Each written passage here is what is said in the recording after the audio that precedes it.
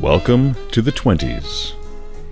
In 1920, Arthur Meighen is Prime Minister of Canada, but is soon knocked out of that position by the eccentric William Lyon Mackenzie King in 1921.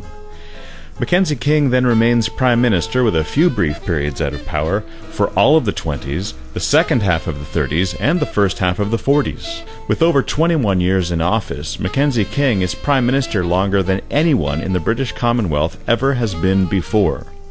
In 1928, he introduces the old age pension to Canada. Once David Lloyd George loses his seat in 1922, and after a 6-month stint by the only UK Prime Minister who'd been born outside the British Isles, Andrew Bonar Law, had been born in Canada, Stanley Baldwin and Ramsay MacDonald trade the office of Prime Minister of the United Kingdom back and forth a number of times until Neville Chamberlain takes over in 1937. My friends,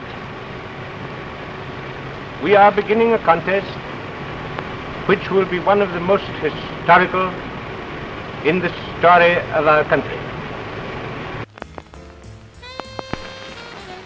Every voter must remember that the future destinies of the country and of the empire rest upon his or her decision.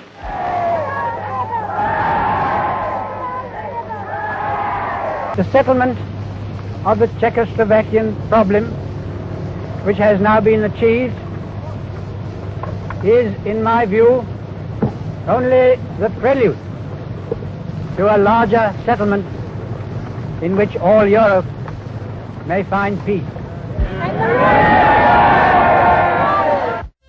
In 1921, Warren G. Harding takes over from Woodrow Wilson as President of the United States of America, followed by Calvin Coolidge in 1923 and Herbert Hoover in 1929. I cannot too strongly urge every voter to go to the polls on Election Day and cast his ballot in the way that his judgment and his own conscience shall dictate.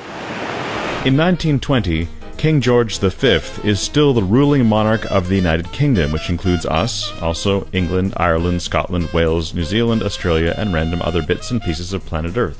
In 1920, after American women being jailed for protesting for their right to vote and force-fed when they go on hunger strikes, and after any amount of political stalling, American women gain the right to vote through the 19th Amendment of the American Constitution, making it illegal to disallow voting on the basis of gender.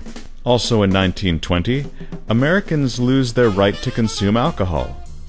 This experiment is pretty much over with in Canada by this time, so as alcohol gradually becomes legal again across Canada, a great deal of money can be made smuggling alcohol into America from Canada.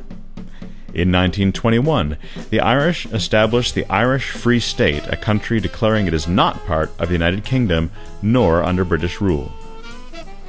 In 1921, 2 years after Canadian women have been given full voting rights in every province except Quebec, Agnes MacPhail becomes Canada's first female member of Parliament. In 1929, 5 Manitoban feminists, known as the Famous Five, get no satisfaction in Canada legally getting Canadian women the right to officially hold public positions like judges, mayors, MPs, and the like. The highest court in the land decrees that although women are persons, so are children and the insane, and we don't let them hold public office.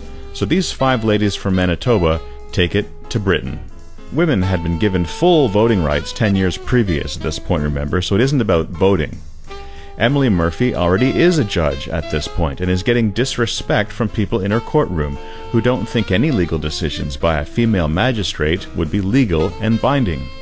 The Famous Five take this public office issue to Britain, and Canadian law is eventually changed to officially recognize the rights of women to hold these important positions.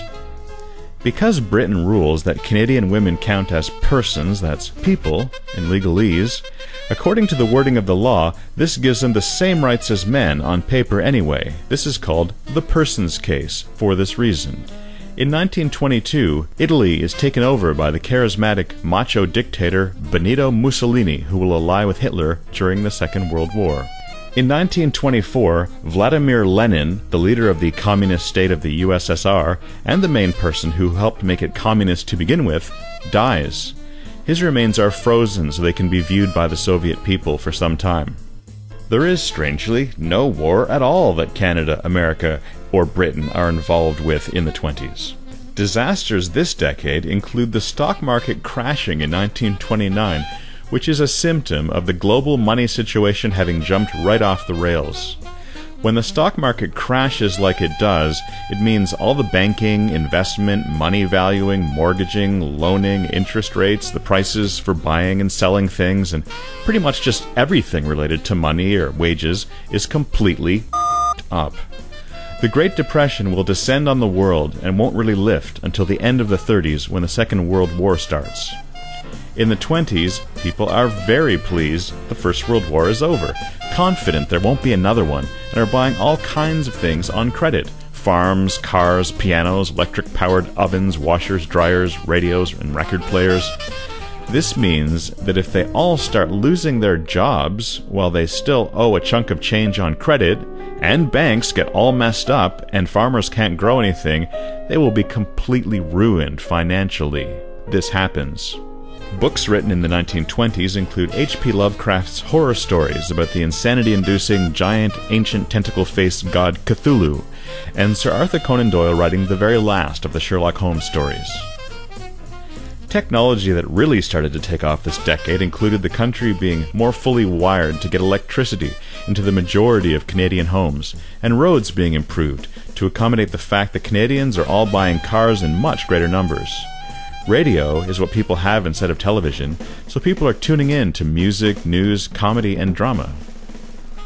Who knows what evil lurks in the hearts of men? The shadow knows.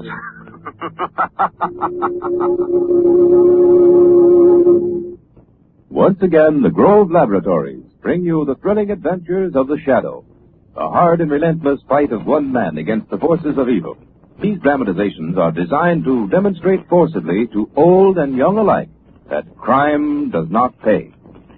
Listen, friends, multiple vitamins, like anything else for your health, should be taken with complete understanding of... In 1926, the first television technology is developed. It will be another 15 or 20 years before it is cheap, workable, and affordable for the majority of the general public to afford and enjoy. To begin with, it's only for the rich, and there's comparatively little programming coming in over the airwaves. In 1927, barely 20 years since the airplane is invented, Charles Lindbergh makes the first transatlantic solo flight from North America to Europe in his plane, the Spirit of St. Louis. In 1928, penicillin is discovered, giving doctors a great new way to deal with wounds which have gotten infected. No one invented penicillin, they just found it. Due to the success of silent movies, in 1929, The Jazz Singer, the first film with sound, is released, and movies will never be the same again.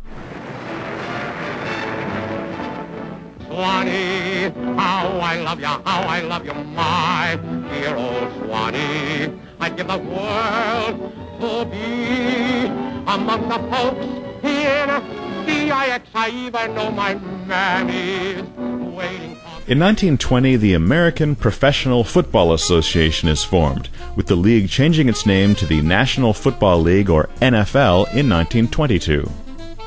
Movie theaters continue to wipe out vaudeville theaters throughout the 20s and eventually get sound by the end of the decade, which ruins the careers of many fine actors with annoying voices or bad memories. Now that movies can have music and speech in them, vaudeville can no longer compete and quickly dies out despite being in color and 3D. Many mid-20th century movies attempt to provide what vaudeville had, with scenes depicting stages filled with people singing and dancing. Folks are worried about the party scene of the 20s, despite alcohol being illegal in America during that time. They are especially worried about party girls called flappers, because they are wearing short skirts and short, bobbed haircuts and bras and makeup, rather than the corsets and long dresses with their hair piled on their heads like sofa cushions that people had done previously. Flappers are generally dressing and acting in a way calculated to remind men who'd fought in the war in Europe of the looks that French prostitutes had been starting to affect. Jazz music is a huge part of this scene, which worries white people who are afraid black music will replace white music, and that teens will go out dancing and getting drunk and pregnant. Jazz musicians are notorious for smoking marijuana and also for injecting heroin, cocaine, and other such drugs, and drinking a lot, even in America. In America, alcohol is illegal right through the 20s. Because the Canadian experiment with outlawing alcohol didn't last very long at all, and most provinces have alcohol throughout the 20s, there is a thriving trade in the 1920s in smuggling alcohol into America from Canada. Instead of being called crack dealers or pot sellers, these people are known as rum runners or bootleggers. Canadians visiting America can make quite a profit by simply hiding a Mickey in their boot or other clothing and then selling it over the border for quite a bit more money.